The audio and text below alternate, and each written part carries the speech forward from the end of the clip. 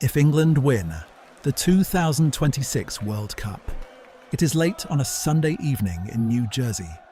Around 80,000 people are packed into MetLife Stadium. The clock shows 90 minutes. The final whistle blows. England have won the World Cup for the first time in 60 years. Two entire generations of supporters who grew up watching their team reach semi-finals, lose finals on penalties, and go home early. People who memorized every exit, every near miss, every devastating last kick. It has happened. So what comes next? Picture it. In England, it is past midnight. It does not matter. The streets fill within minutes.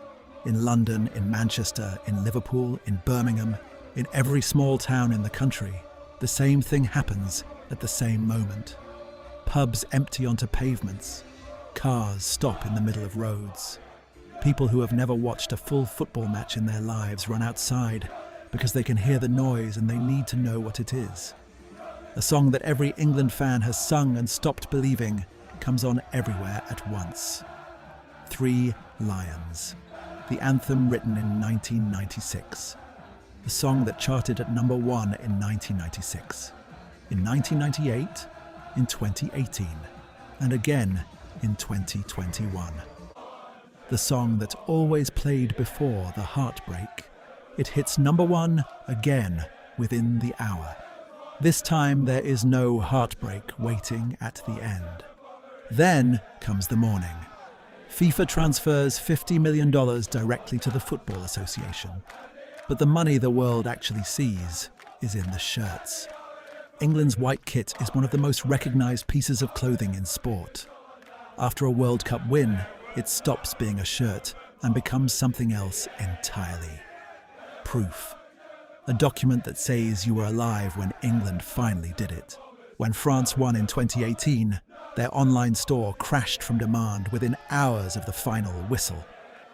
When Argentina won in 2022, resale prices for their national team shirt jumped by over 600%. In some cases, over 1,900%. England's shirt would not just sell out, it would become a collector's item before most people were awake. Then come the players themselves. The world already knows this England squad. Harry Kane has broken the all-time England scoring record at this tournament.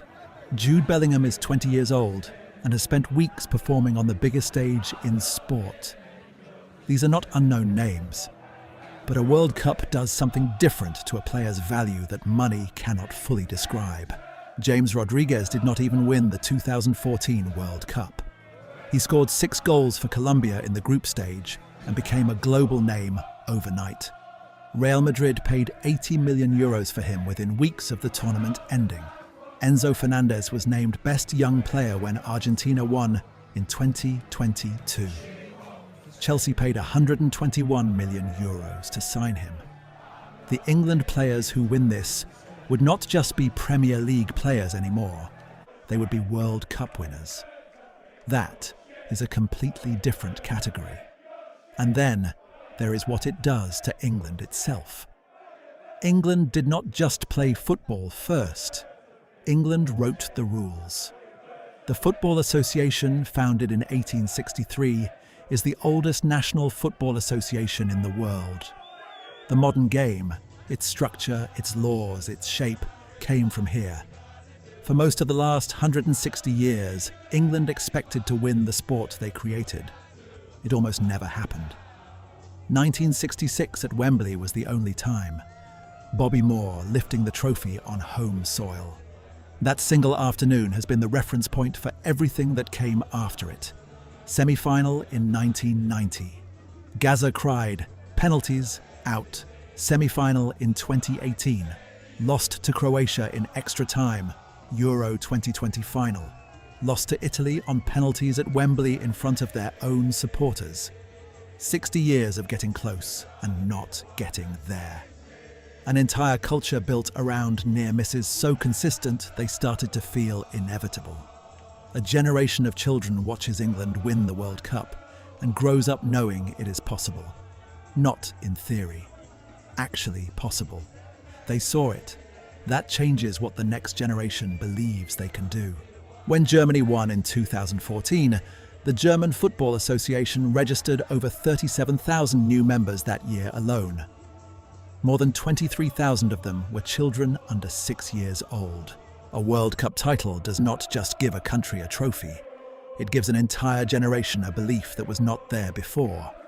But every country that wins learns the same thing eventually. Winning costs something. Germany lifted the trophy in 2014. 4 years later, they were eliminated in the group stage for the first time in their World Cup history. FIFA called it a historic collapse. When you are world champions, a quarter-final exit stops feeling like progress. It starts feeling like failure. France won in 2018. In 2022, they made it all the way to a final and played out a 3-3 draw against Argentina before losing on penalties. As close to perfect as it gets, and it still felt like a loss.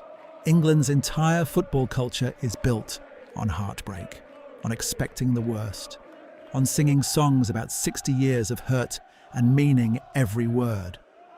Winning would remove that. It would also raise the floor permanently. Every tournament after would begin with a question England has never had to answer before. Not whether England can win, but why they did not win again. That is the weight every world champion carries from the morning after the final until the next one begins. No country has ever said it was not worth it. 60 years is a long time to carry something. One match, one final whistle, one trophy lifted in New Jersey on a Sunday night in July. And a country that gave the world this game, that wrote its rules and taught it to everyone else, finally has the only thing that was always missing. The game has not changed. England have. Subscribe if you enjoy football explained simply.